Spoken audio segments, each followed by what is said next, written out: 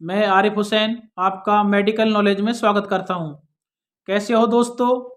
I hope आप बहुत अच्छे होंगे। आज हम बात करने वाले हैं सिप्रोफ्लेक्सिन टैबलेट के बारे में। आज हम जानेंगे सिप्रोफ्लेक्सिन जो टैबलेट होती है किन ब्रांडों में मिल जाती है, क्या क्या इसमें स्ट्रेंथ आती है, किन किन समस्याओं में इस टैबलेट का प्रयोग किया जाता है, क्या इसके साइड इफ़ेक्ट होते हैं, किन पेशेंट को इस टैबलेट के प्रयोग करने से बचना चाहिए, किन ड्रग्स के साथ में कभी भी आप इस टैबलेट का प्रयोग ना करें और क्या इसकी डोज होती है। पूरी जानकारी जानने के लिए आप हमारे वीडियो को अंत तक देखें। दोस्तों, सिप्रोफ्लेक्सिन जो टैबलेट होती है ये एक एंटीबायोटिक टैबलेट होती है जिसका प्रयोग बैक्टीरिया के इन्फेक्शन को ख़त्म करने के लिए किया जाता है। ये जो फ्लोरोक्विनोलोल जो कैटेगरी होती है एंटीबायोटिक की, उसमें ये कैटेगरी में ये टैबलेट आती है। और दोस्तों, इसकी स्ट्रेंथ की बात की जाए तो ये जो टैबलेट है 250 mg और 500 mg दो फॉर्म में उपलब्ध होती है।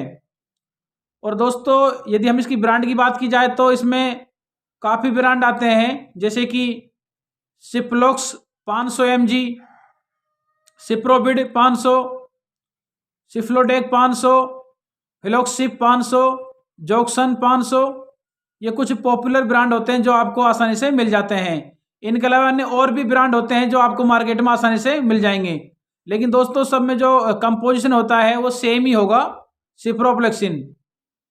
अब बात कर लेते हैं दोस्तों सिप्रोफ्लेक्सिन टैबलेट के उपयोग के बारे में कि किन किन समस्याओं में इस टैबलेट का प्रयोग किया जाता है। दोस्तों, जो सिप्रोफ्लेक्सिन जो टैबलेट होती है ये एक एंटीबायोटिक टैबलेट है। इसका उपयोग बैक्टीरिया के इन्फेक्शन को खत्म करने के लिए किया जाता है। जैसे कि यदि कोई संक्रामक दस्त हो जाते हैं किसी को, तब भी हम इस टैबलेट का प्रयोग करते हैं। इसके अलावा यदि हड्डी या जोड़ों में दर्द हो जाता है संक्रमण के कारण, तब भी हम इस टैबलेट का प्रयोग करते हैं। इसके अलावा टाइफाइड जो फीवर होता है उसमें भी इस टैबलेट का बहुत ज़्यादा प्रयोग किया जाता है। सुजाक की जो प्रॉब्लम होती है उसमें भी इस टैबलेट का प्रयोग किया जाता है। या फिर किसी को यूटीआई हो जाती है, यानी कि यूरिनरी ट्रैक्ट इन्फेक्शन, जो एक पेशाब से संबंधित समस्या होती है, उस समस्या को खत्म करने के लिए भी हम इस टैबलेट का प्रयोग करते हैं। या फिर जननांगों में भी कोई प्रॉब्लम हो जाती है, संक्रमण हो जाता है, तब भी हम इस टैबलेट का प्रयोग करते हैं। इसके अलावा देखा जाए तो नाक, कान, गला में यदि कोई संक्रमण इन्फेक्शन हो जाता है, उस इन्फेक्शन को खत्म करने के लिए भी हम इस सिप्रोफ्लेक्सिन टैबलेट का प्रयोग करते हैं। इसके अलावा यदि निमोनिया या फिर साइनस की कोई प्रॉब्लम है, तब भी हम इस टैबलेट का प्रयोग करते हैं। या फिर पेट में इन्फेक्शन हो जाता है, तब भी हम इस टैबलेट का प्रयोग करते हैं। इसके अलावा देखा जाए तो और भी अन्य जो प्रॉब्लम होती है उनमें डॉक्टर अपने एक्सपीरियंस के अनुसार इस टैबलेट का प्रयोग करते हैं। तो दोस्तों, ये थे कुछ प्रयोग जो हमने बताया आपको कि किन किन समस्याओं में इस टैबलेट का प्रयोग किया जाता है। अब बात कर लेते हैं इस टैबलेट के साइड इफेक्ट जो इस टैबलेट के लेने के बाद आपको महसूस हो सकते हैं।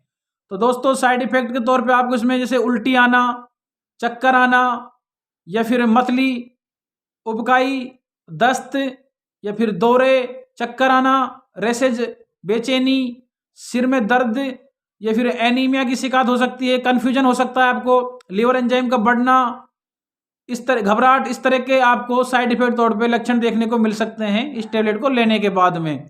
लेकिन दोस्तों, ये जो लक्षण होते हैं ये समय के साथ अपने आप खत्म हो जाते हैं। लेकिन दोस्तों, इनमें से कोई भी यदि लक्षण लंबे समय तक लगातार बने रहे तो आप अपने डॉक्टर से परामर्श जरूर करें। और दोस्तों, अब बात कर लेते हैं इस टैबलेट को किन ड्रग्स के साथ कभी भी इस्तेमाल नहीं करना चाहिए। दोस्तों, यदि आप पहले से ही थियोफाइलिन या फिर वारफरिन या ग्लिमिप्राइड, रिफाम्सिन, प्रोबेनोसिड आदि मेडिसिन का प्रयोग कर रहे हैं तो आप इस टैबलेट के प्रयोग करने से बचना चाहिए। अब बात करते हैं दोस्तों इस टैबलेट को किन पेशेंट को इस्तेमाल नहीं करना चाहिए। दोस्तों, यदि कोई पेशेंट पहले से इस टैबलेट से एलर्जिक है, उसको इस टैबलेट का प्रयोग करने से बचना चाहिए। या फिर किसी को शुगर की प्रॉब्लम है, या फिर लीवर से संबंधित कोई समस्या है, या फिर गुर्दे की कोई बीमारी है, या फिर कैल्शियम की शरीर में कमी है, या फिर कोरोनरी आर्टरी डिजीज की कोई समस्या है, हृदय रोग है, या फिर एनीमिया दिल की धड़कन है, यदि इन परेशानियों या बीमारियों से कोई पेशेंट पहले से पीड़ित है तो उस पेशेंट को इस सिप्रोफ्लेक्सिन टैबलेट के प्रयोग करने से बचना चाहिए। दोस्तों, अब बात कर लेते हैं हम सिप्रोफ्लेक्सिन टैबलेट की डोज के बारे में। तो दोस्तों, इसकी जो एक एडल्ट में नॉर्मल डोज होती है सिप्रोफ्लेक्सिन की, एक टैबलेट सुबह, एक टैबलेट शाम को खाना खाने के बाद लेनी चाहिए 500 mg। और दोस्तों, इसके अलावा पेशेंट की कंडीशन, सिचुएशन, वेट, उम्र के अनुसार डॉक्टर उसकी डोज को कम ज़्यादा कर सकते हैं, लेकिन जनरल तौर पे वैसे हमने बताइए सुबह शाम यही डोज होती है। तो दोस्तों ये थी आज की वीडियो में एक छोटी सी जानकारी जो आपको कैसी लगी। यदि आपको अच्छी लगे लाइक करें, शेयर करें, कमेंट करें, और चैनल पे पहली बार आए हैं तो चैनल को सब्सक्राइब करें, बेल आइकन घंटी को जरूर दबाएं, जिससे आपको हमारी वीडियो की समय समय पर नोटिफिकेशन मिलती रहे। और दोस्तों यदि आपका प्यार इसी तरह बना रहा तो नेक्स्ट वीडियो हम बहुत जल्दी लेके आने वाले हैं। नमस्कार दोस्तों, जय हिंद, जय भारत।